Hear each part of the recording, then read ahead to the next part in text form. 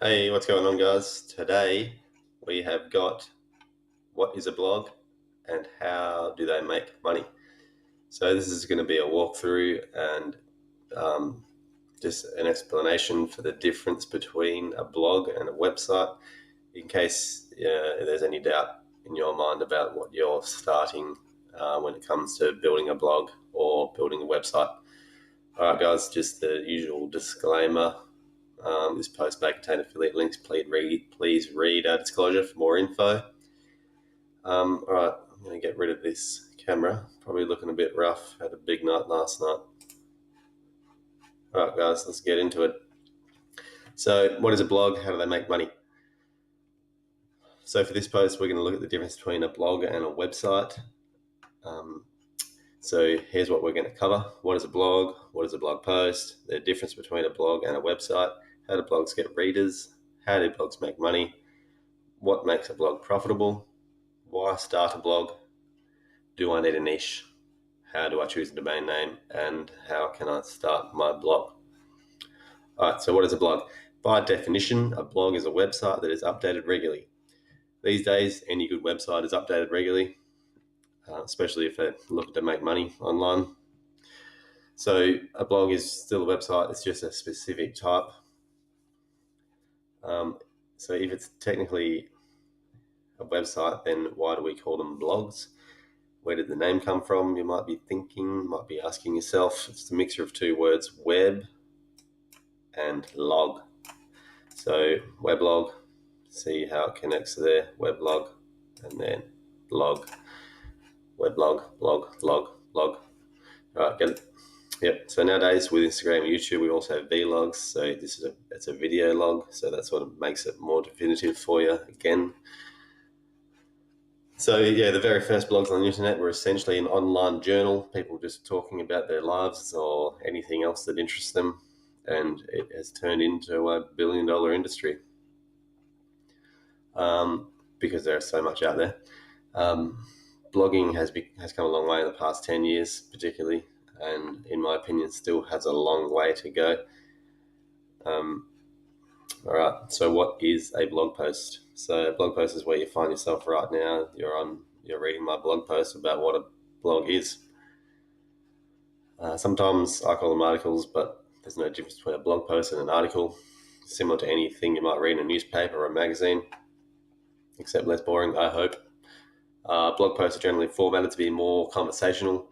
That's why blogs are generally created around a specific niche. They don't need to be, but some super niche websites or blogs can be very successful. So it's more conversational format is designed to connect with a targeted audience. So that's where your niche comes in, is where with the audience that you're targeting. But like I said, you can be broad, you can be very broad and still target an audience within it. So the difference between a blog and a website. So like I said before, a blog is just another type of website. So lead pages, for example, here is just an example of a blog. A website that is just a website. So they're a service provider. They provide a landing page builder software. They do have a blog somewhere, but it doesn't show up on their webpage, and their webpage is literally just their webpage for their service. So you might see a blog categorized as a niche website if you're reading other stuff on Pinterest or Facebook or whatever. So this here is a blog in the financial niche. This is good financial sense. This guy's name is Jeff Rose, very successful blogger, blogs about finance and all things finance. I've read his book, it's pretty awesome. These days, a website's come in many forms. So an informational page for a physical business. So say, like lead pages, for example, up here. An e-commerce shop or an online option for a physical business. So like you might have your electrical retailer shops and they have like their e-commerce website as well. So it's set up like an e-commerce shop, but it's part of their physical business as well. A web app. So this is an application that just runs in a web browser. Like I use an image processor or an image design software called Easel. That's a web app. Canva, you probably heard of Canva. That's the same thing. It's a web app. A government and online services website, just another example. So I'm sure you get the idea by now. There's so many different types. I'm probably forgetting some, but you guys are probably thinking of some as we're talking about it. All right, so how do blogs get readers? Blogs get readers by sharing their content or their posts on search engines like Google or Pinterest or YouTube or social media sites like Facebook, Twitter. What else is there? Instagram. So yeah, different blogs, different niches will gather an audience no matter where they share their posts or content. Some will find more on social media, some will find more on search engines, and vice versa. Facebook, Instagram, and Twitter will work for some, but search engines will always be the long-term and best option, in my opinion. Because social media can change their algorithms a lot quicker, and they can definitely push out content quicker. And yeah, so you basically, yes, for Facebook, for example, is if their targeting is like super focused, so they can push out your content very quickly. Like you can pay for an ad, it can work well for a week and then be gone. Whereas Google takes a lot longer to sort of start ranking, but then once you are ranking, you can hold that for years. So let's get on with it. Anyway, we stay in contact, stay in touch, and connect with our audience through email and video content primarily. So we share on social media and search engines, but we stay in touch and connect with our audience through email and video content. So your email list, so you'll build an email list when you start building a blog. That is a major part of your business, because if your audience, so your email list, so people who are interacting with your content on social media or search engines, they will generally opt in to be part of your list because they like what you're doing. And if they like what you've got to offer, then they're the ones who are going to be buying from you in there, as you go. So how do blogs make money? So a bit of a segue there from the email list. First of all, this is what I love most about blogging. There are so many different ways you can monetize a blog. That's why I recommend it as a starting point for an online business. So affiliate marketing, so selling other bloggers or service providers products. So service providers like Lead Pages that we talked about up there, or other bloggers like Good Financial Sense, Jeff Rose that we talked about up there. He has his own products as well. So digital products, online courses, and membership sites, they are very lucrative. So because you're making them yourself and you control the price of them, definitely the best way of making money online at the moment. Ads, Google AdSense, among others. So if you've got a really broad niche and you get a lot of website traffic, then ads is good, but still not the best way to make money. Guest posting, sponsorship to write for someone else. So guest posting is like you write content for someone else and they pay for it. A lot of the bigger media outlets will pay people to write blog posts and stuff, and then they publish them under their banner. Physical products, so Amazon and eBay, you can sell them by affiliation as well as run an e-commerce store back from your blog as well, which is awesome. Just another way of making another income stream. So right there's 1, 2, 3, 4, 5 streams of income you can make from a blog, and that's just a few.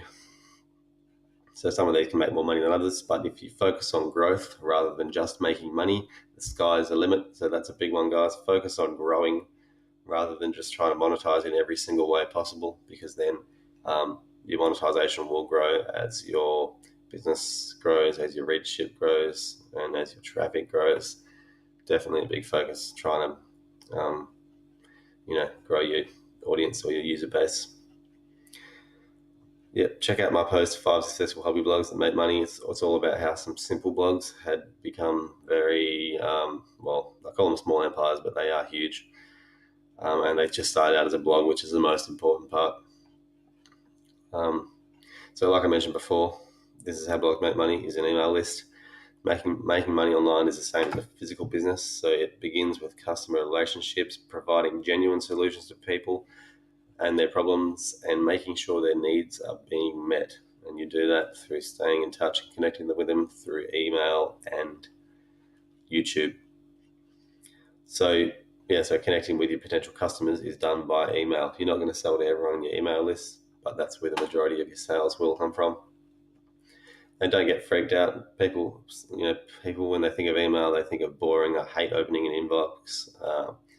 All it is people hassling me to buy something, or something particularly time consuming that I don't want to have to worry about.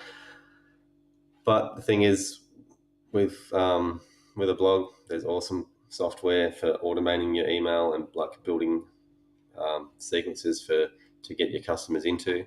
So for that, we use ConvertKit. It's awesome.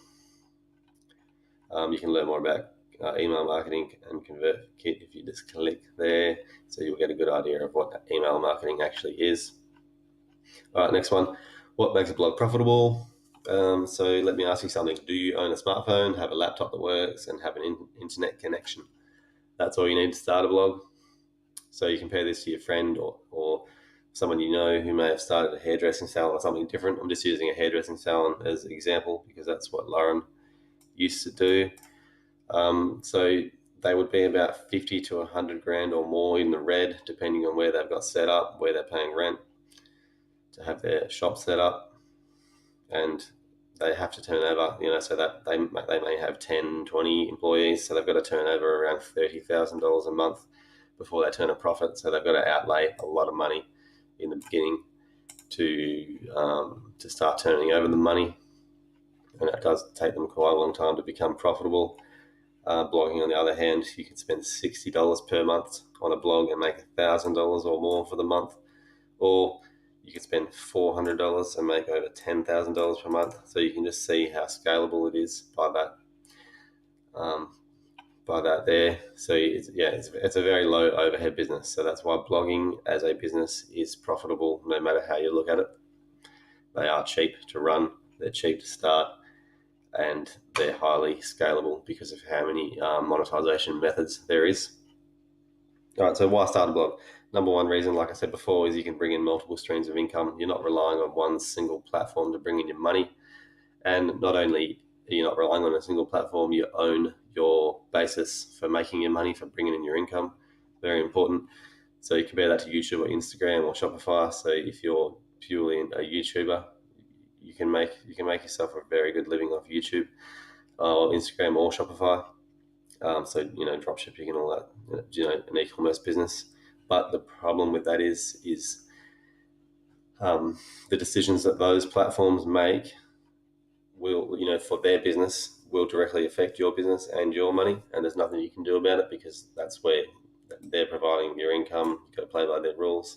That's why we recommend starting a blog first, if you are considering, or starting one alongside going for one of these options. Like I said, with a blog you own it, which means you control your means to make your income. But it's not just all about money. You can create a blog around your part-time passion or hobby,